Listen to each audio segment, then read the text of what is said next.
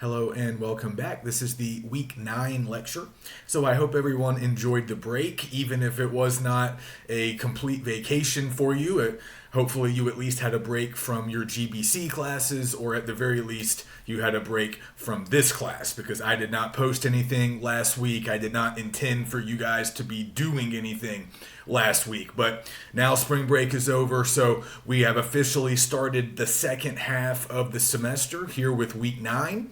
And let's go ahead and get back to work. So we're going to continue our tour of these different approaches of literary criticism and theory. So remember how we are grouping these. Remember how we are organizing all of these different approaches or theories. We're thinking about them in 3 groups, and we've already covered the first group back in week 8. So we started by discussing text-based approaches. So those include formalism, structuralism, and post-structuralism. So remember, those are the approaches that are really primarily focused on the text, more specifically the language in the text. So we've had a lot of experience already with, text-based approaches. We've already done quite a bit with formalism. Of course, that's where close reading comes from. So we've already adopted that particular tactic. And we also learned about structuralism and post-structuralism. So those are all approaches that really remain centered in the text, and they're not usually interested very much at all with outside context. So now we're moving on to the context-based approaches. And this is a very large category. It will be hard to do the category justice in just 1 week. But I will say a few things about that. I mean, a lot of this should be review for many of us. If you remember English 203, a lot of you took my 203. So we definitely covered a lot of these approaches in that class. So what I'm doing today is largely review, but instead of giving you a really broad overview of all of these different context-based approaches, I would really like to sort of think a little bit more about how we can use them. I think in 203 we covered them in a good amount of detail, so you guys might want to return to some of that material. My old 203 lectures are still posted. I don't know if you can get into the old 203 modules, but you'll notice I'm posting notes on these critical approaches, so you can use those as well as my current lectures also. So we're going to cover those context-based approaches today. Not all of them. I can't really be comprehensive in just a single week, a single lecture. We'll just cover some of the most popular context-based approaches, some that you guys might want to use yourselves. And then next week, we will conclude our criticism and theory unit by talking about reader-based approaches. And as I've already mentioned, that really just boils down to one sort of critical style or theory, which is reader response. And we can attach reception theory to that. So we can really talk about all of that next week. So that's just a little preview, just a reminder of kind of what we're doing. And remember, we're also embarking on our final work of literature this week. So I'm not talking about it yet, but I would like you guys to get started on Cannery Row by John Steinbeck. That is our novel for the semester. So we've already read poetry, we've read short fiction, we've read a couple of plays. Now it's time to tackle a novel. We only have time for one, and Cannery Row is not an extremely long novel, so I think we should be able to finish it in the next 2 to 3 weeks. That's how the schedule is set up. So we're going to continue to talk primarily about criticism and theory this week and next week. But I can maybe get into the novel a little bit next week, but certainly by week 11, I'm going to expect everybody to have the book finished. So I'll talk a little bit about it in the week 11 lecture, and then we can get started on our final papers. Okay, so let's just talk a little bit about context in general before we jump into some of our specific approaches today. So I think it might be useful to just think about the definition of the word context, like what it really means. We use the word a lot. I don't know that we always slow down and really think about its meaning. So if we're considering literature, if we're analyzing literature and we're thinking about context, what that really means is we're thinking about the surroundings. That's really what context is. All the stuff that surrounds our subject. And of course, in this class, our subject will be a literary text. So we already know that, and we've already talked a little bit, obviously, about how the formalists in particular really rejected outside context, particularly historical context. They didn't care about it. They didn't care about the author's life, and they really didn't even care about readers very much, or at least readers' emotional responses. And we'll talk more about that next week when we get into reader response. So we already know that, and we already know that nowadays, in our own lives and our own classes, we often have explored context in different ways. So often what we end up looking at in an English class will be historical context. And that's usually a good thing to do. And like I've said before, there's always kind of two ways you can go with historical context. If you're reading a novel or a short story and you think a good way to analyze it is by analyzing historical context, you have a basic choice to make. Are you primarily interested in the time period in which the text is set? The time period being depicted in the literature. So if this is a novel about World War II, are you now interested in World War II? Do you want to learn more about that historical event because it will help you to better understand the book? Or are you more interested perhaps in the time period in which the text was written?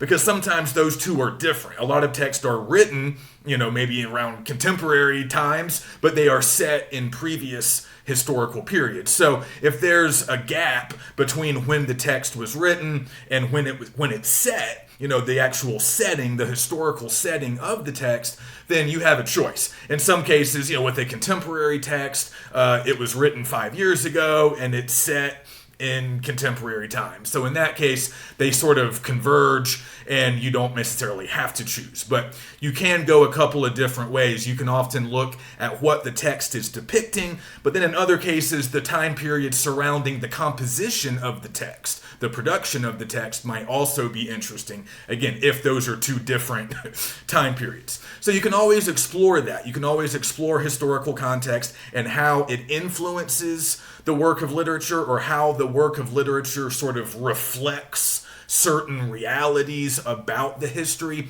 And as I've said before, this is actually a very old approach. People have been doing this for a long time, even before the formalists or the new critics. Remember, they were the new critics because what they were doing was different. By focusing only on the language of the text, they were doing something different. Previously, most scholars and critics would always use some outside context when analyzing literature. So we've talked about that. People would use history, they would use other academic disciplines like philosophy or linguistics or even theology, if they were maybe looking at religious connections or references to the Bible or something like that. So they were studying the literature, but they were always sort of doing it through the prism of these other disciplines.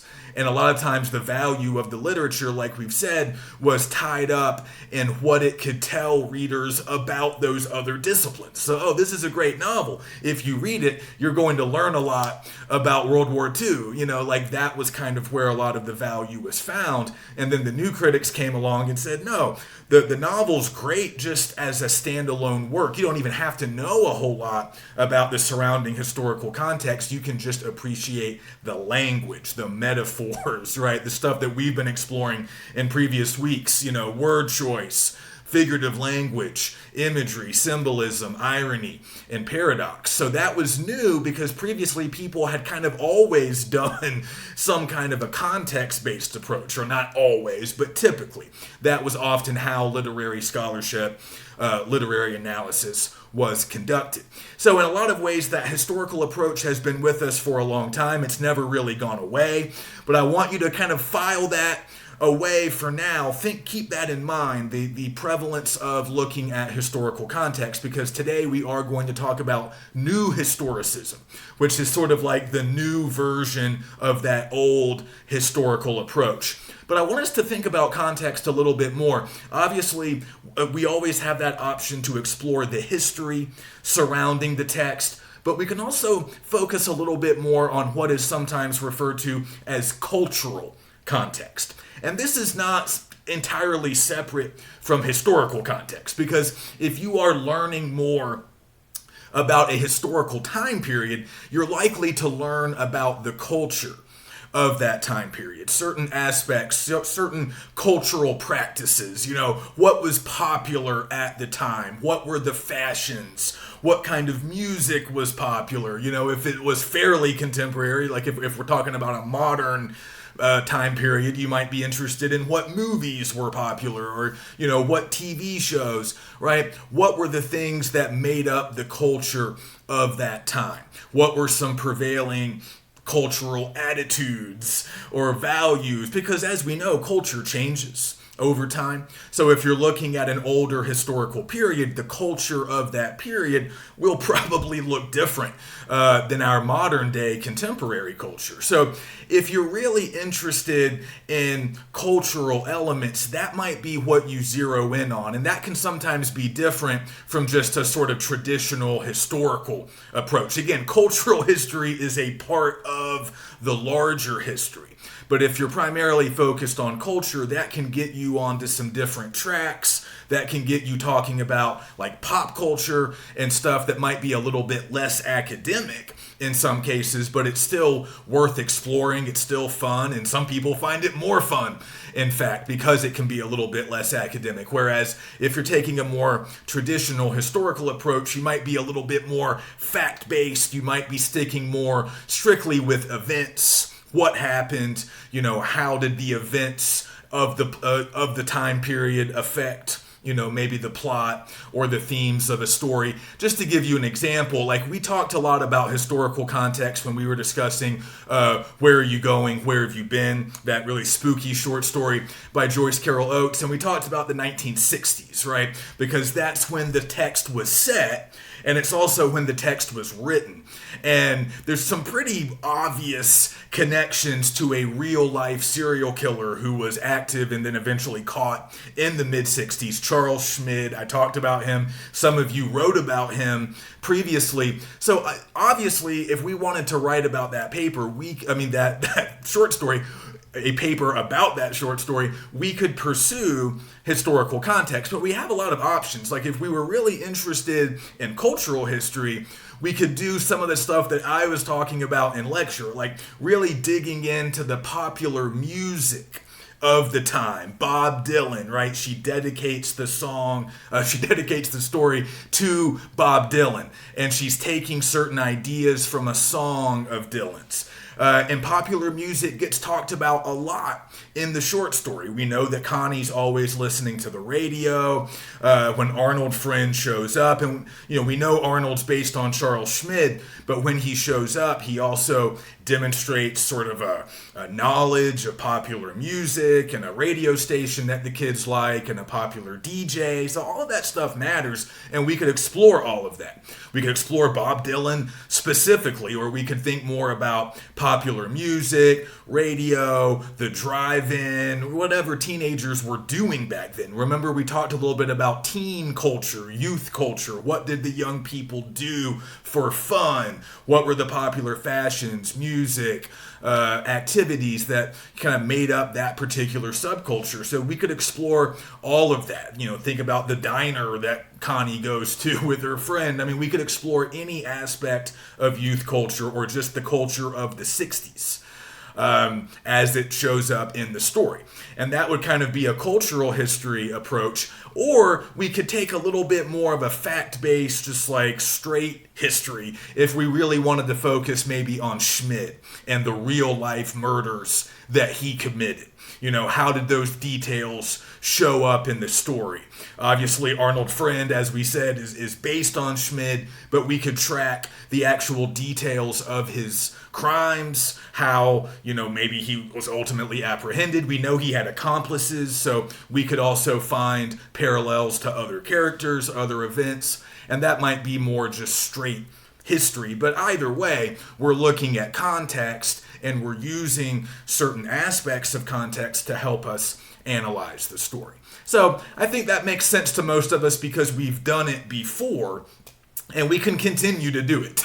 So today, we're going to talk about new historicism. So we can keep using history, but we kind of do it in a slightly different way now. I'll try to explain that. And then we'll also talk about cultural studies, which includes post-colonialism, and that's just another sort of take on cultural context, another way to think about culture, the production of culture, who controls it, how it changes, and how it might show up in literature, or in some cases, how it might shape literature coming from a particular time and place. So we'll talk about those as we move along today. I'm going to cover several different approaches. So like I said, I can't really do all of these justice, and I'm not trying to be comprehensive or exhaustive, so I'm not covering every single context-based approach under the sun. I just want to go through the ones that we are most likely to use, some of the most popular ones. And again, just remember that we covered a lot of this in 203. If you had me or if you had Dr. Cooley, you covered a lot of these approaches. So if you still have those notes or access to some old lectures, that might be useful because today I'm not going to get into quite as much detail just for the sake of time and convenience, and because I'm sort of assuming or expecting that you guys have at least a passing familiarity with these approaches. I don't expect you to be experts by any means. I don't expect you to have necessarily used all of these before, although hopefully you've used a couple maybe in previous classes, but I'm assuming by now you've heard of these. You've done research, you've read some literary scholarship, you've taken multiple classes, so hopefully this stuff is pretty familiar. If you have questions or if you want to know more, I'm certainly happy to help. You can also just do a little research on your own, but also use my notes, use my lectures, and maybe even go back to some of that 203 stuff if that might prove helpful. Okay, so let's talk about some other types of context that we can explore, because obviously history is always there if we want to pursue it, and like I said, included within historical context is sort of that more specific cultural context that we can also focus on. But what else is out there? So if we kind of return to those traditional pre-formalism approaches to literature, remember I mentioned historical, the sort of philosophical, religious, biographical. We'll talk a little bit about author bio. Next week, we will very briefly cover author-based approaches, but like reader-based, there's really only one, and that's pursuing the biography of the author. That's something we can do sometimes. Like as I've already said, I don't think it's as useful as some of the other approaches, but that is another form of context. If you think the author's life, I mean, we can kind of think of it that way. If you think the author's life has an important impact on a literary text, or it somehow is reflected in the text, then yeah, that could be something you could pursue. So we'll mention that a little bit more next week. And sure, you can use almost any other academic discipline. That's something I want you guys to sort of consider. I've mentioned stuff like philosophy, theology, and in the modern day, we apply a lot of other academic disciplines or fields of study to the study of literature. So this can kind of be a weird thing when we first encounter it. So I want to talk about it a little bit before we get into some more specifics. Because again, as you guys start doing more and more literary research, and you're going to have to do some later in this class, you're going to come across some stuff like this. So in the last several decades, really this has been going on for a while, but it's getting more and more prevalent that a lot of lit scholars, people conducting literary analysis, will sometimes use the tools or the vocabulary, certain ideas from other fields to help them study a literary text. So again, this is a very old tradition, as we've seen. People have kind of always done this, but now we can do it with a little bit more intentionality, a little more consciousness of the value of the literature, but we're still using other disciplines to help us better understand the literature. So you'll find this sometimes with economics. You'll find it with various social sciences like sociology, anthropology. I think many people consider linguistics to be a social science. So we've already kind of mentioned of several of these disciplines. When we were talking about structuralism, back in week 8, I mentioned that a lot of the concepts that lit scholars use when it comes to structuralism really got passed down from Saussure, who was a linguist, and then later Levi Strauss, who was a cultural anthropologist. So those guys really weren't studying literature. They were looking at systems of language or other kinds of systems or networks of knowledge that govern like kinship ties or marriage rituals in various cultures, whatever. But we in the literature realm borrowed a lot of those ideas and started using them in the analysis of literature. So this happens a lot. It's good that we observed that a couple of weeks ago, because it happens with a lot of other fields as well. We're going to see today that psychology or even psychiatry can sometimes be used, like psychoanalysis in particular can be used in the analysis of literature. So that's another example of using another academic discipline to help us understand literary texts. So virtually any social science, certainly history, psychology, all of these fields can sometimes be useful, or they can give us ideas, give us terminology that we can use in the study of lit. So you will notice that, and there has been some criticism, mostly from the scholars who work in those fields. So like economists and historians and sociologists will sometimes say, hey, maybe the lit scholars don't always, know this stuff well enough to use it. And maybe that's true. It's kind of up to you sort of what tools you want to use. That's what I want you guys to understand with all of these critical approaches and different theories. We certainly don't need to use them all. But if you have an interest in another field, if you have knowledge about another field, that can potentially be a tool. Even if it's a hard science, even if it's a social science, a different discipline altogether, it might still help.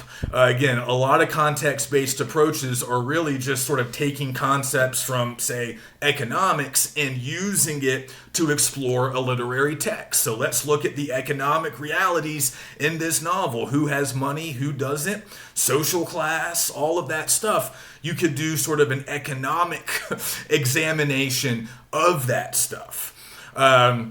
And, that could yield some really good results. So that's where a lot of these sort of context-based approaches come from. This sort of tradition in literary study of sometimes borrowing stuff from other disciplines to help us approach literature. But it's not just other academic disciplines. In other cases, context-based approaches will be sort of based on just like ideologies, or what we might just think of as like belief systems, different theories, things that people subscribe to, things that often get taught in school. And we can use those ideologies or those particular like intellectual movements or belief systems, we can use those to help us analyze literature as well. So I really want you guys to think of all of these context-based approaches and all of the literary criticism approaches that we're covering. I want you to think of them really as tools, that you can use, that you don't have to, love all of them, but you need to find some of them that you can use to help fuel your own analysis. So today we're just going to cover sort of four popular types of context-based criticism. And I'll do my best to provide the appropriate amount of detail without, making this go on for too long. So we'll start with feminism and gender studies. Then we'll talk a little bit about the psychological approach. That's kind of a natural thing that a lot of us do. I just want to give you a few vocabulary terms that you can use if you are going to employ the psychological approach. And then we'll get into new historicism, which I've already mentioned a bit as my own sort of preferred approach. That's kind of what I often used as a grad student. So we'll get into that because that's very popular nowadays. And then that gives us kind of a nice transition into cultural studies and post-colonial studies. And that's kind of all we have time for today, but hopefully that's enough to give us some tools to use. So let's start with feminism and gender studies. This is an example of an ideology or sort of a belief system.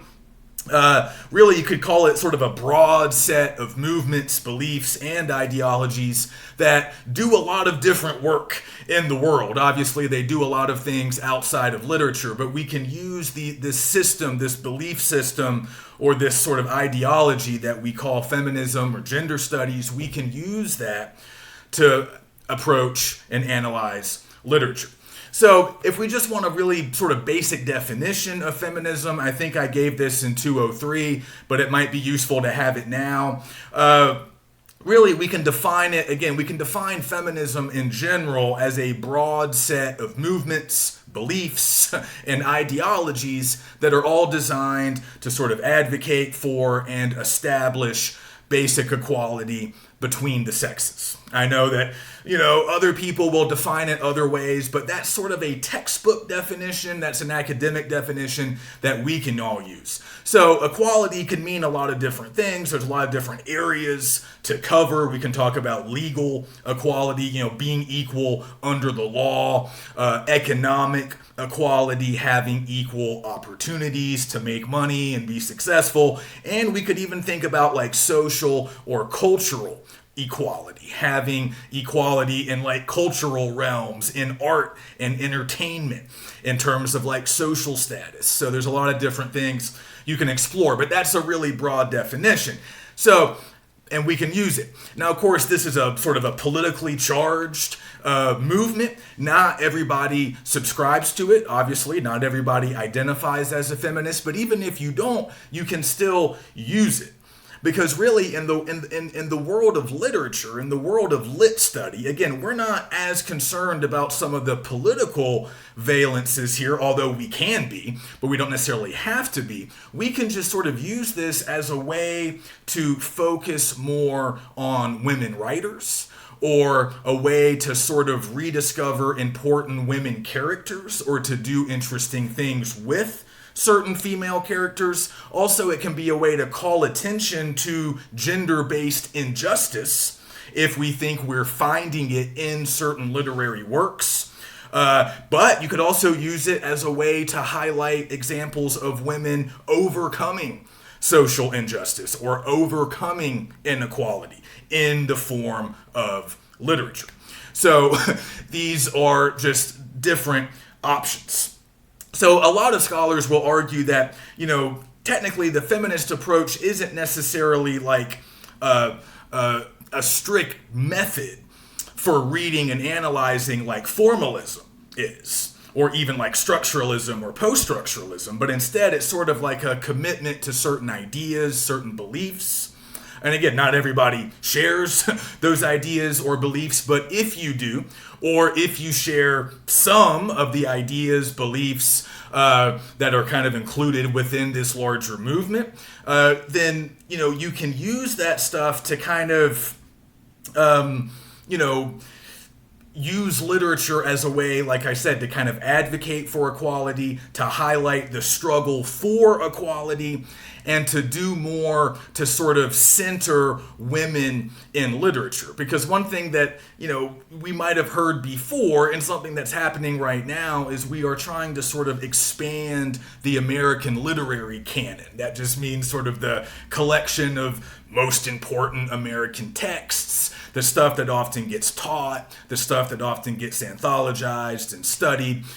Traditionally, as you guys can probably imagine, a lot of the canon was dominated by white male authors, and we're expanding it now. We're trying to include more women authors, more authors of color, more authors with various, LGBTQ identities, just to have a more diverse, interesting canon that represents, a diverse population. So that's an ongoing project. But there's a lot you can do. Like I said, there's some different kind of approaches you can take here. I mean, one thing you can always do with the feminist approach is to kind of go back to literary history. That's kind of what I'm doing right now.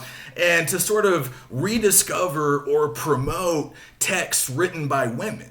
Because if you do any sort of study of American literature, the history of American literature, and some of you have taken my 451 or you might take it in the future, so either you have heard this or you will hear this, if you go back to the 19th century, even the end of the 18th century, when we first become an independent nation and start producing literature, a lot of the most popular, influential writers of fiction, of literature in America were women.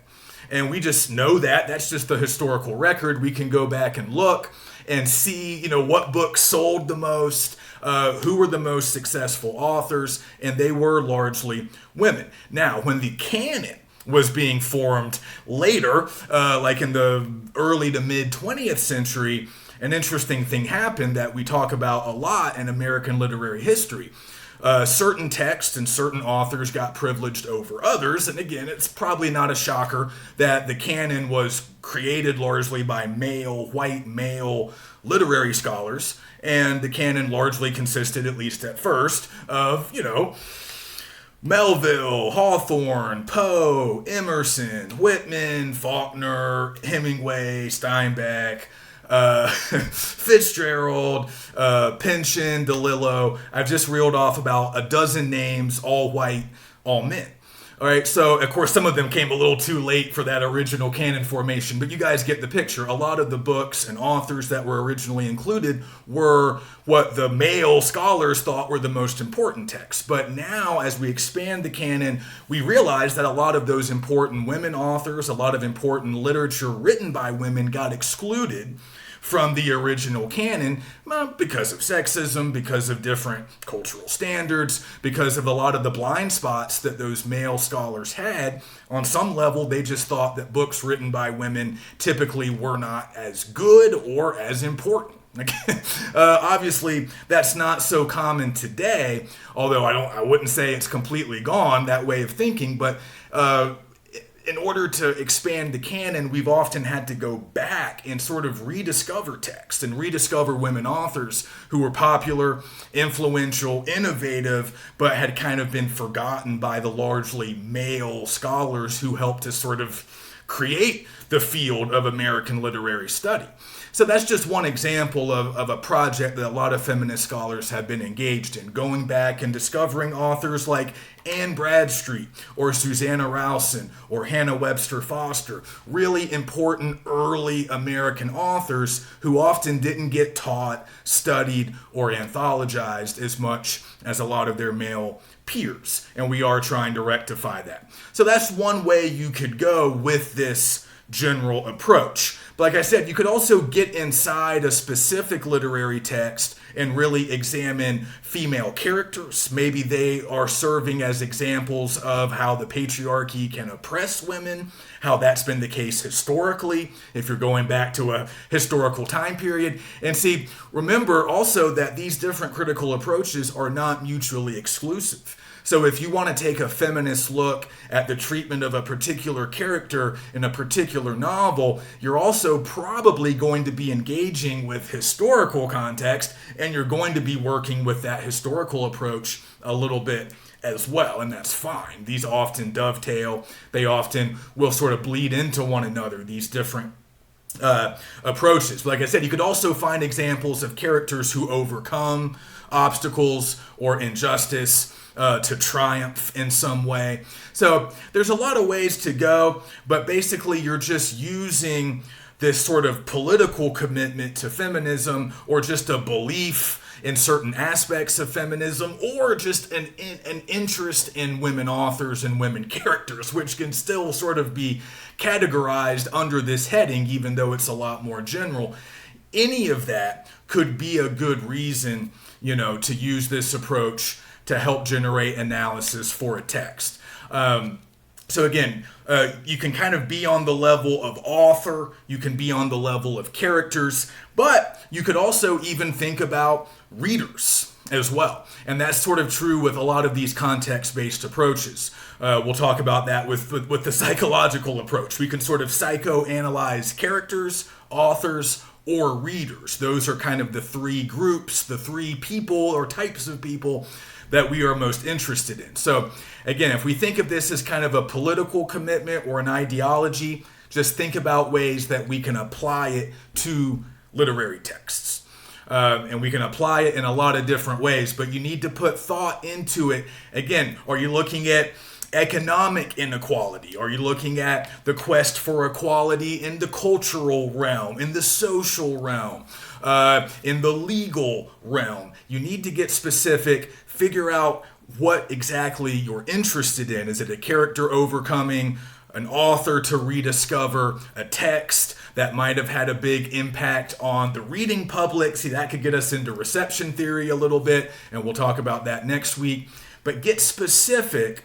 And then if you want, this could be a really effective tool to use to generate analysis. Okay, and just as kind of an addendum, connected to feminism, kind of rising out of it to a certain extent, sort of growing from it, is a sort of another approach that we refer to as gender studies.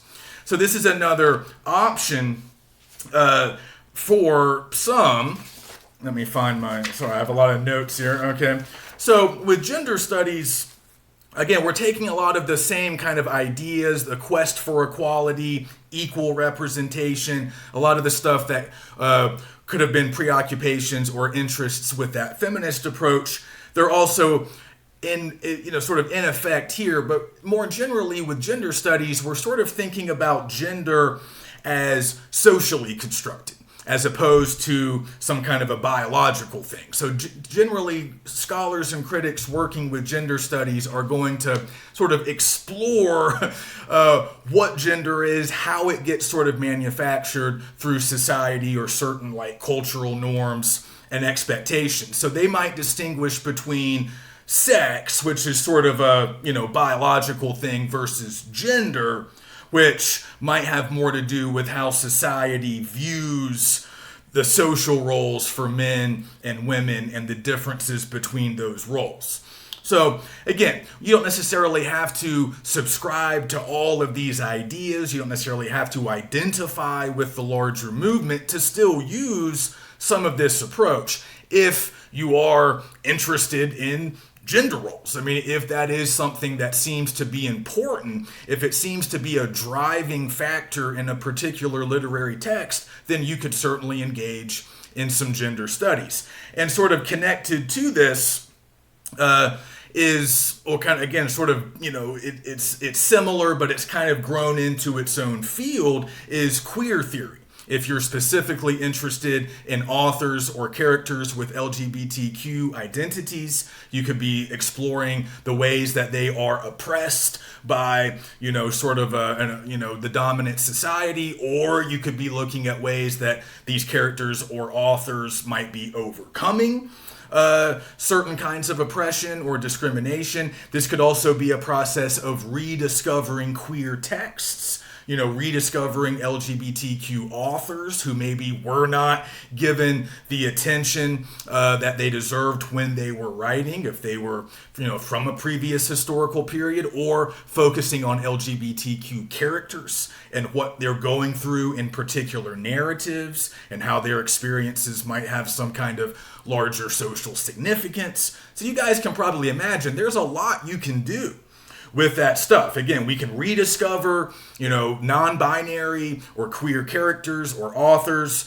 We can also think about ways to kind of create new opportunities, have, ways to express new voices. And another thing that we sometimes see with gender studies or queer theory is scholars going back to sort of famous classic works of literature like Shakespeare or in the American canon, Moby Dick or Leaves of Grass, classic American text, and sort of reading them from a queer perspective or a non-binary perspective, because that often yields interesting results. And of course, oftentimes there's a lot there, because with an author like Whitman, we now generally refer to him as, probably bisexual, at least. Certainly had a sort of a fluid sexual identity, almost certainly had relationships with men and women. So a lot of that part of Whitman, that was suppressed initially. And when,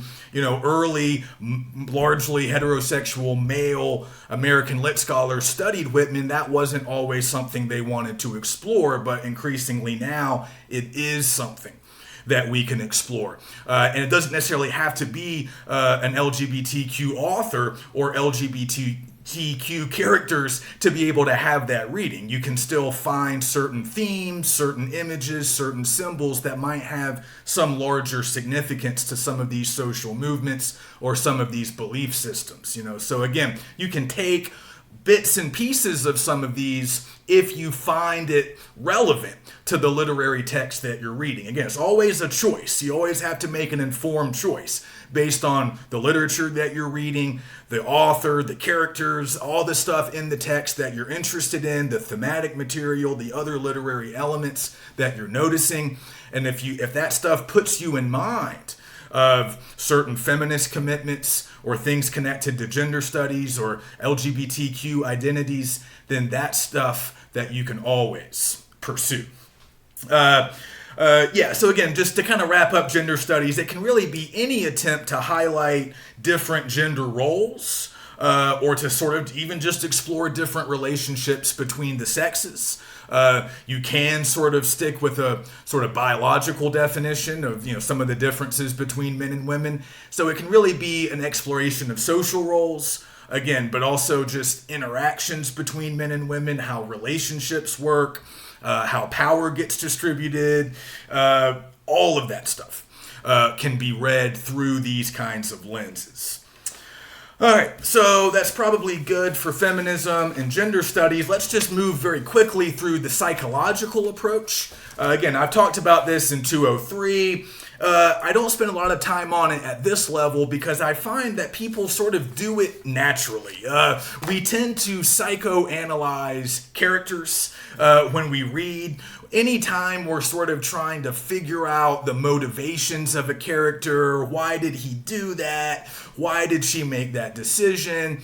We're often sort of engaging in some degree of the psychological approach. But I want to get a little bit more precise and specific. And again, I want to just sort of give you guys a few vocabulary terms that you can use if you're interested in this approach. So a lot of what we still use from the psychological sort of angle comes from Freud and Lacan, sort of famous psychoanalysts who really furnish us with a lot of the language and a lot of the ideas that we use from this approach. So, we are not psychologists. We are not, clinical professions. Again, there's a difference between psychology and psychiatry. Psychiatry is actually, I believe, a medical science, whereas I think psychology is generally considered more like a social science. But still, close enough. We don't need to be experts. We're not going to be extremely well-versed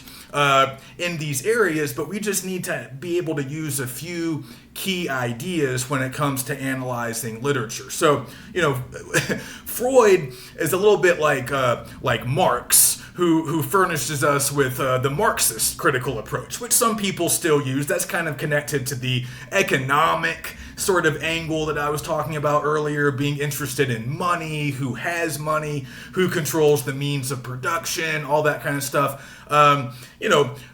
some people discredit Marx or, throw out a lot of his ideas, but you don't have to be a believer in everything that he says to use a little bit of a Marxist approach. Really, a Marxist approach is just an interest in money, material possessions, like who has stuff, who has material sort of power.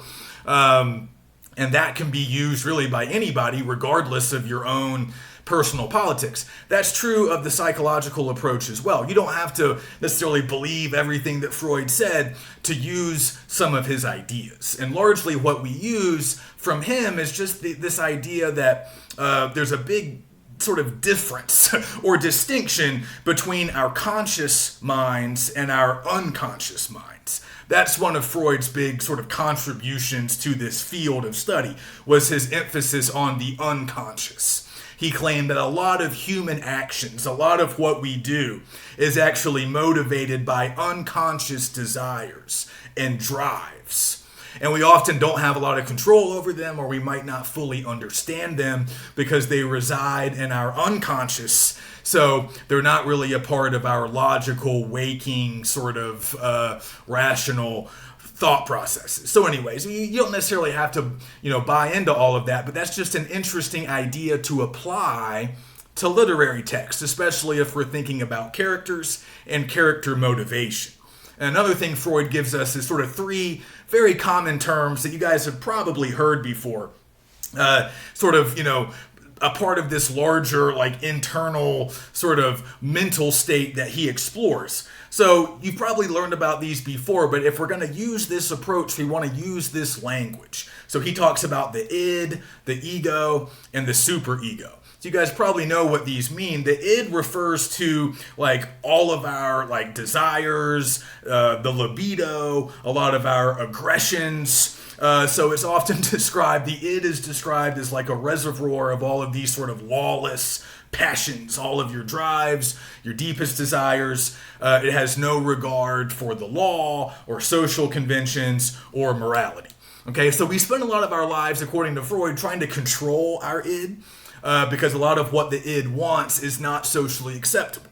So that's a big idea that he has that we can borrow. This idea that, we have to suppress a lot of our desires, a lot of the things that we want, because society tells us that those are not okay things to do. So we don't do them, we suppress them, and we try not to think about them. So they kind of leave our conscious state and they enter the unconscious, where we're not always aware of them, but they are still there. We dream about them, and sometimes we act on those drives and desires even though we're not fully aware of them.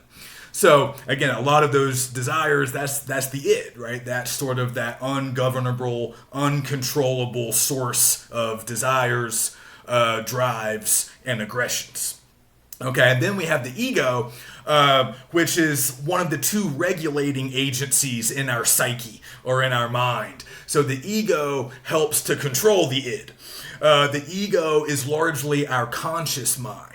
It represents reason and rationality and good sense. And, most people think that they're pretty rational. We all know that we get emotional. We make decisions sometimes based on emotion. But if you ask people, they'll usually say, yeah, I like to use common sense. I try to be logical. And most of the time in our waking conscious lives, we are pretty logical, pretty rational. If we're hungry, we get something to eat. When the kids are out of school, we go pick them up. We go to work. we largely are rational in our conscious minds. It's the unconscious where a lot of that id is having its way. And then the other one is superego. That's also a regulating agency, but it's really more about kind of what society teaches us. So ego is very much tied up with our sense of morality and our sense of rationality. But superego is largely kind of based on social conventions. I guess morality still factors into it, but these are a lot of things that we're kind of taught by school or church or our elders, connected to moral standards, social standards. And again, they're intended to sort of drive our impulses and desires away, to try to control the id, suppress the id, and think about it. A lot of what we learn in school, a lot of what you learn with organized religion, through other, institutions like the government or the military, they're all sort of designed to kind of make people act a certain way, to sort of control people to a certain extent. And some of that's obviously necessary. If we were just acting on all of our desires and wants all the time, things would, of course, be chaotic. So that's really kind of the image that Freud paints, that a lot of the literary scholars will use, is this idea that we're always suppressing the id, but sometimes we're not successful. So we might see that process playing out with characters in a literary text. Often we can see evidence of that. We can see evidence of other things that might exist in a character's unconscious mind, or even in an author's unconscious mind. So again, we're bringing a lot of this from psychoanalysis. That's really kind of Freud's gift to us. We are psychoanalyzing characters oftentimes, but we can also do this, like I said, with authors, or maybe even with readers, thinking about the psychological impact that a particular literary text might have on readers. Okay, so that's enough on that. Let's move on to new historicism, because this is a really good one for anybody who likes history. If you like historical context, this is obviously a good approach to use. But let me talk a little bit about how it's changed. So we call it new historicism. This is not the same as that old traditional historical approach that I've already talked about, where, okay, the literary text is really only valuable insofar as it teaches us something about history. You see, in that formulation, history was often perceived as kind of superior to literature, and some people might still feel that way. That's fine. Everybody has their preferences. But of course, lit scholars don't necessarily feel that way.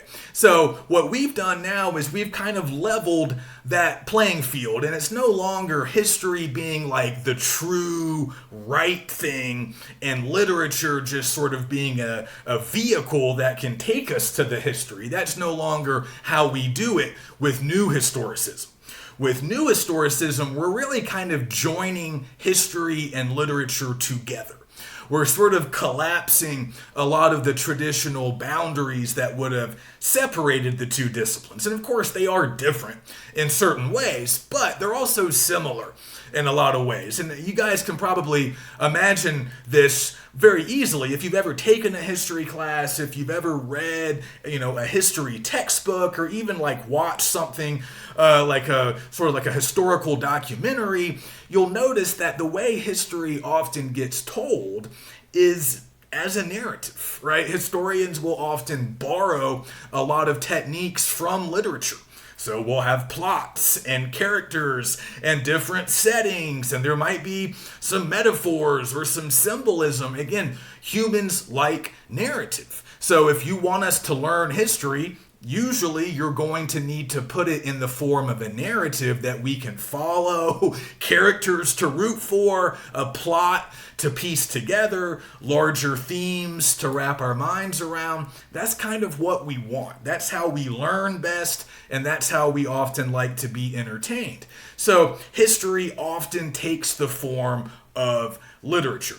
But traditionally, of course, we've distinguished between fiction. Literature is usually regarded as fiction, not real. And then on the other hand, history, which is supposed to be real, it's supposed to be a documentation of what really happened. So we can still observe that, and that is an important distinction oftentimes. But new historicists don't put as much stock in it because, again, we can see how the two disciplines borrow a lot from each other.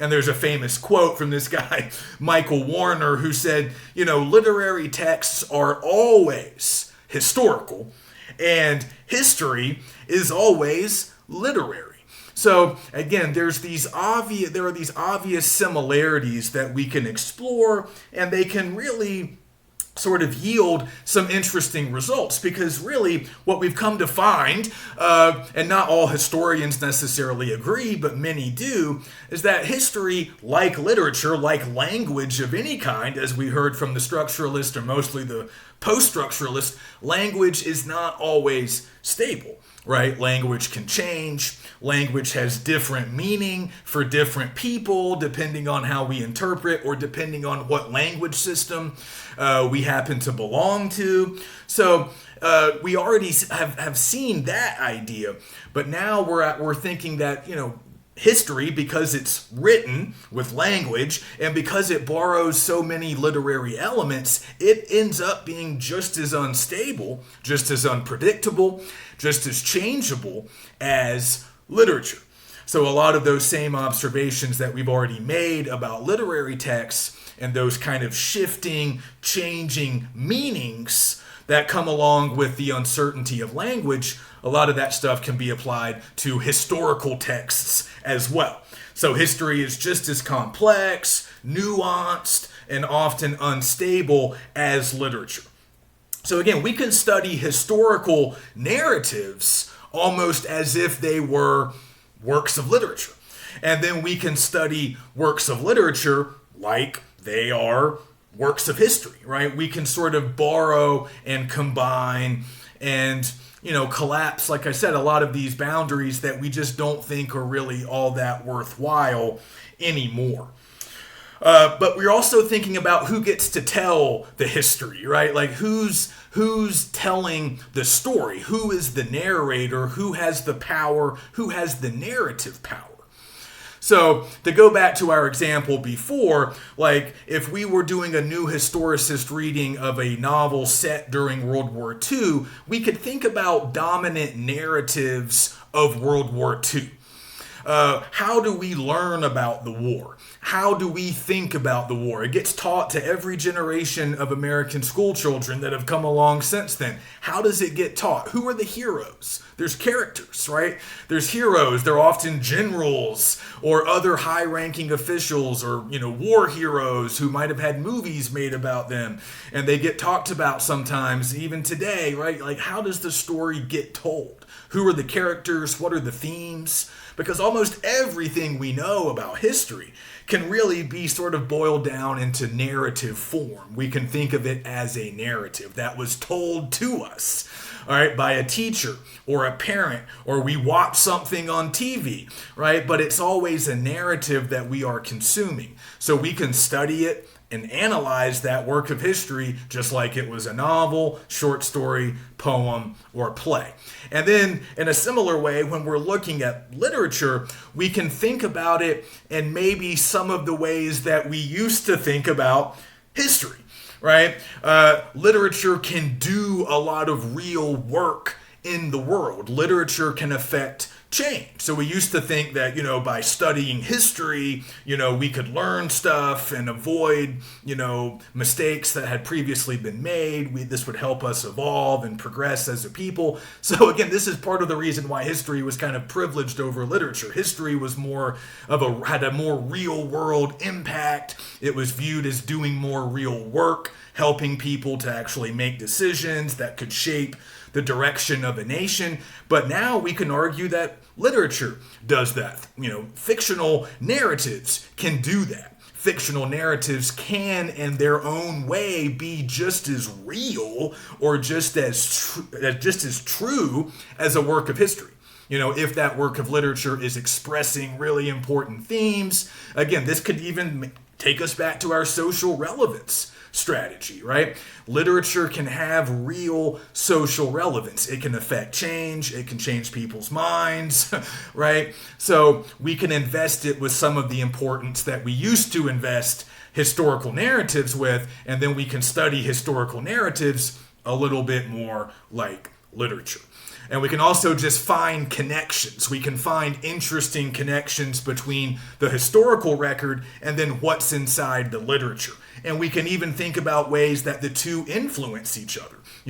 How literature can sometimes influence the way history is taught, written about, and remembered, and then also how the process of recording history can often affect the literature. So there's just a lot you can do with new historicism, and it's a lot of fun. And then finally, let me wrap up with cultural studies. kind of quickly here, this is a very broad approach. So I'm not really going to be able to get into a whole lot of detail, just give you an overview. This is really sort of a, kind of like feminism, this is really more of a broad set of beliefs and practices than it is a really sort of unified critical approach. But a lot of cultural studies came out of the 1960s and like the social turmoil and upheaval, all the change, social change that was going on back then. It borrows some elements from Marxism, post-structuralism, a little bit from feminism and gender studies as well, along with other academic disciplines like anthropology and sociology. But basically, the thing to remember about cultural studies is we are interested in culture. So we were talking about culture earlier in the sense of cultural context, music, clothes, what was popular at the time. A lot of that could be considered sort of the study of popular culture.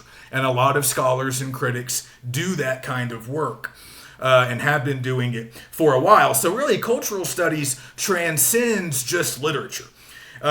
It's not confined to any one academic discipline. You can use it for almost anything. You can explore a lot of different kinds of art, but you could also explore social science or history using a cultural studies approach. So it's not specific to literature, like a lot of this stuff isn't. We can just use it if we want to. And if you use a cultural studies sort of perspective or approach, you're often going to think about the idea of a text in a very broad way. So you're not just thinking about novels, short stories, poems, the traditional forms of literature. We can also think about movies, shows, those are texts, podcasts, any kind of social media content could be viewed as a text, even like graffiti or body piercings, those could be considered text. So a lot of stuff can be fair game when you're talking about cultural studies. Another thing they often do within this approach is they kind of collapse historical or traditional distinctions between high and low culture. And this is something I got into, I think, a little bit in my 203s. I change up my lectures a little bit in my different 203s, but I usually talk about this, how traditionally there was a difference between what would have been thought of as like high culture, and that included some literature, but also opera, ballet, certain theatrical productions, and maybe like, epic poems, certain kinds of lyric poetry. That was all high art or high culture. And in previous eras, certainly pre-American independence, a lot of that stuff was really only accessible to, for wealthy people who had educations and, had the free time to enjoy art and culture. And then over time, largely as a result of like the Industrial Revolution, the rise of the middle class, a bunch of historical developments that I can't really get into right now, but you should be somewhat familiar with those. We have the development of what's often called popular culture and was sometimes referred to in the past as low culture to distinguish it from high culture. So low culture would have been like what we used to call like dime novels, like action adventure stories, comics, later on stuff like TV. And a lot of that was viewed initially as inferior. Even movies, when movies first came along, they were sort of categorized as more pop culture, low culture, not really for super educated, sophisticated people. But of course, that's changed over time. And now we don't distinguish as much between high and low culture. And certainly within cultural studies, a lot of those distinctions really don't exist anymore. And they're interested in how all of this stuff can sort of borrow from each other. And it's all kind of existing, in some cases, in like the same marketplace, the same location. So there can be some interesting cross-pollination. And again, this sort of concept of like good taste or liking the right kind of art, we now largely see that as sort of the product of just like social factors, economic factors, maybe political factors.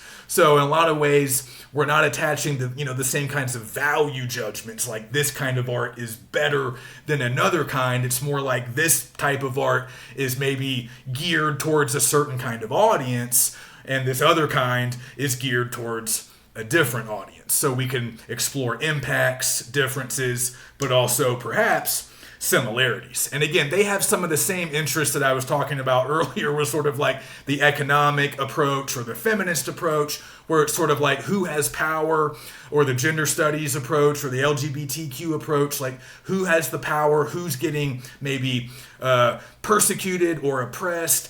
Do we see instances of injustice? Are certain people denied access to power, even if it's just cultural power?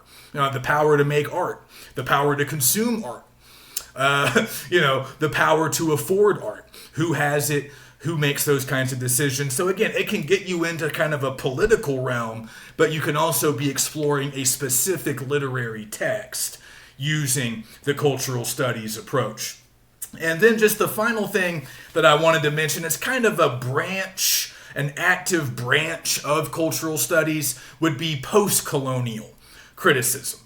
The post-colonial approach is a little bit more specific. It's still largely focused on cultural production, but it's a little bit more geographically and historically specific. So generally, post-colonial criticism will focus on former European colonies and the literature that's coming out of those places. So much like feminism, we have a couple of different areas of focus that we can choose from here. So with the post-colonial approach, you can go to places like Africa, Latin America, the South Pacific. Some would argue that the U.S. is a post-colonial space because, of course, we used to be a collection of British colonies. So there's a lot of places in the world with some kind of colonial history. It's not always British. It might have been French. It might have been Portuguese or Spanish or Dutch or German.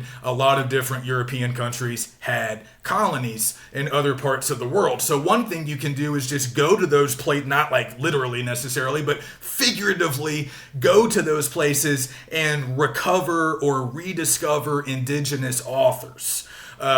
Authors who, belong to the culture or the people who were already in those places before they got colonized by the Europeans, and you can sort of bring that stuff to light. Because again, in a lot of those colonial spaces or post-colonial spaces, a lot of the art was getting produced by the descendants of those white European settlers, or at least the art that got privileged, the art that got prioritized, studied, anthologized, taught.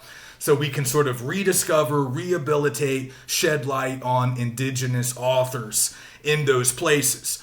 But we can also get into specific texts and kind of understand how colonialism might have shaped or changed some of these places. So again, this takes us largely into history. We can be looking at cultural history. We can look at the history of colonialism. Maybe it's reflected in the text, or maybe it helped to shape the writing of the text. There's a lot of different things you can look at, and also just sort of the creation of colonial cultures, how the cultures changed when a lot of these colonies changed hands. So for the most part, most of the Europeans left eventually, although in many cases that didn't happen until the 20th century. So in places in the Caribbean, Africa, the Indian subcontinent, the European colonizers weren't leaving until like the 40s or the 50s or the 60s, less than a century ago in some cases. So, what changed? What changed with literary production? Again, that might be reflected in literature, that might be reflected in an author, that might be something you can explore, that shift from a colonial culture to a post-colonial culture. But often what you end up with is some kind of a hybrid, a sort of a creole, a combination of different peoples, different languages, perhaps different artistic traditions, and that can be interesting. Again, we could argue that America provides a lot of examples, not just North America, all parts of America, South America, Central America, North America, all were former colonial spaces. So there's a lot you can do there. Again, that's getting you into history, culture. It's a way to use context, once again, to generate analysis. So if it's appropriate, if it seems to fit with the text that you're reading, use it. And that goes for all of the approaches that we talked about today. So next week, we'll conclude our tour of criticism and theory with reader response, reception theory, and then very briefly we'll talk about author-based approaches, but really we don't need to spend too much time on author bio, but it is an option, a tool, if we want to use it. So get started on Cannery Row. Let me know if you're having any trouble finding the book, reading the book, understanding the book, and we'll talk about it soon. But first, we'll wrap up our criticism and theory. Then, like I said, we'll talk about the novel. And then all that's left really is our literary research paper. So I've gone ahead and posted that for this week. It's not too late. It's not too early to start thinking about what you might like to write about, what you might want to do for that final paper. But we'll spend several weeks discussing it. So I'll see you next week. Please get in touch if you have any questions or concerns.